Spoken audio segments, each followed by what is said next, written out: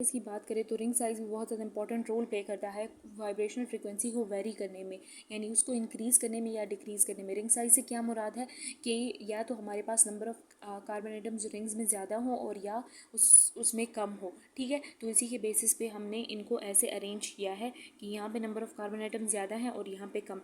तो कहा जाता है कि जैसे जैसे हमारे पास number of carbon atoms come होते जाएँ, यानी बॉन्ड एंगल कम होता जाए, तो वैसे ही हमारे पास एब्जॉर्प्शन फ्रिक्वेंसीज़ की वैल्यू जो है तो वो कम होती जाती है। लेकिन ये जब हमारे पास साइक्लोब्यूटेन ब्यूटेन की तरफ आती हैं तो इस केस में क्या होता है कि इसके बाद अगर हम प्रोपेन की बात करें तो इसकी एब्जॉर्प्शन वैल्यू हमारे पास ज़्यादा आ जाती है। इसका रीज़न क्या है कि इसमें हमारे पास जो कार्बन कार्बन डबल बॉन्ड है और कार्बन कार्बन सिंगल बॉन्ड है, इन दोनों के दरमियान हमारे पास क्या मैक्सिमम ओवरलैपिंग होती है, यानी मैक्सिमम कपलिंग होती है। एंगल स्ट्रेन की वजह से हमारे पास इसकी वैल्यू ज़्यादा आ जाती है। ये हम एंडो की बात कर रहे हैं, तो इसमें जो स्ट्रेन जो है वो क्या काम करता है, वो पीक्स को मूव करता है टूवर्ड्स द लेफ्ट, ठीक है। और अपार्ट फ्रॉम दिस अगर हम रिंग फ्यूजन की बात करें तो वो भी हमारे पास एब्जॉर्प्शन को मूव करता है टूवर्ड्स द लेफ्ट।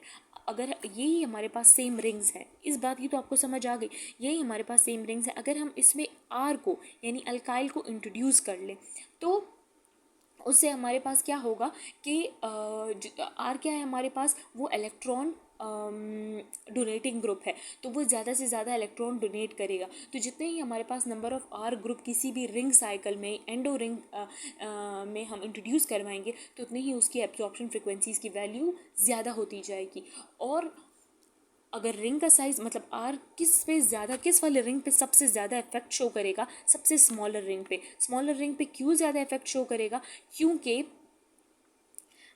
इसमें हमारे पास नंबर ऑफ़ कार्बन एटम्स की तादाद कम है, तो यानी अगर आर इलेक्ट्रॉन्स डोनेट करेगा तो वो इस पर ड्रास्टिक इफेक्ट शो करेगा। यहाँ पे देखिए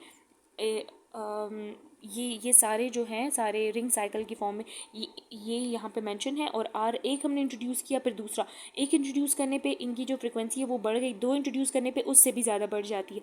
लेकिन इन सब में सबसे ज़्यादा किसकी वैल्यू इंक्रीज़ है, ये स्मॉल रिंग की क्यों इंक्रीज़ है, क्योंकि इसमें हमारे पास नंबर ऑफ कार्बन एटम्स की तादाद कम है, तो डीलोकलाइजेशन ऑफ इलेक्ट्रॉन सबसे मैक्सिमम होगी, ठीक है। तो ये बात आ जाती है। फिर अगर हम एक्सो की बात करें तो यहाँ पे देखिए हमारे पास एक्सो का ऐसे कोई रिंग शो हुआ है, इसमें हमारे पास जो स्ट्रेन है वो मूव टूवर्ड्स द लेफ्ट आ रहा है, यानी ये जो एंगल स्ट्रेन है वो लेफ्ट डायरेक्शन की तरफ आ रहा है। और अपार्ट फ्रॉम दिस अगर हम इसमें रिंग फ्यूजन की बात करें तो वो भी हमारे पास एब्जॉर्प्शन मैक्सिमम किस चीज़ पे शो करेगी, टूवर्ड्स द लेफ्ट। यहाँ पे देखिए एब्जॉर्प्शन किस चीज़ पे मैक्सिमम शो हो रही है, यहाँ पे। अब इसकी एक एग्जांपल जो है तो वो हमारे पास अलीन भी है। अलीन हमारे पास extreme examples of the exo double bond है। एक्सो डबल बॉन्ड में हमारे पास क्या होता है कि यानी जो डबल बॉन्ड है वो रिंग के बाहर अटैच होता है, और यही डबल बॉन्ड इसके लिए हमारे पास क्या होगी, मैक्सिमम पी कैरेक्टर इसको चाहिए होगा। तो ये क्या काम करेगा, ये हमारे पास क्या काम करेगा ना कि पी कैरेक्टर जो है तो वो आई थिंक बाहर से अंदर की तरफ आएगा और एस कैरेक्टर अंदर से बाहर की तरफ, डबल बॉन्ड की तरफ मैक्सिमम एस कैरेक्टर जाएगा। और जितना ही एस कैरेक्टर होगा उतनी ही ज़्यादा इलेक्ट्रोनेगेटिविटी होगी, जितनी इलेक्ट्रोनेगेटिविटी होगी उतनी ही हमारे पास वाइब्रेशनल फ्रिक्वेंसी ज़्यादा होगी, और वाइब्रेशनल फ्रिक्वेंसी जितनी ज़्यादा होगी उतनी हमारे पास फोर्स कांस्टेंट के और उनकी एब्जॉर्प्शन वैल्यूज़ भी मैक्सिमम शो होगी। यानी इससे क्या होता है कि ये जो पी कैरेक्टर है इस डबल बॉन्ड से वो मूव इनसाइड द साइकिल आएगा, और एस कैरेक्टर जो है तो वो मूव। अब ये क्वेश्चन राइज होता है कि ये क्यों अंदर बाहर जाएगा, ये पी कैरेक्टर क्यों अंदर की तरफ आएगा और एस क्यों बाहर की तरफ जाएगा। कि देखेंगे हम कहते हैं ना कि sp3 मतलब sp2 sp3, तो इन सब में हमारे पास एंगल जो है तो वो कम होते जा रहे हैं। यहाँ पे देखिए सबसे पहले sp है, फिर sp2, फिर sp3, तो जितने ही ज़्यादा p कैरेक्टर ज़्यादा होता जा रहा है उतने ही हमारे पास एंगल कम होता जा रहा है। तो आप सोचें कि हम जब यहाँ से यहाँ की तरफ आएंगे तो एंगल तो मज़ीद कम होगा, यानी मज़ीद p कैरेक्टर जो है तो वो बढ़ेगा।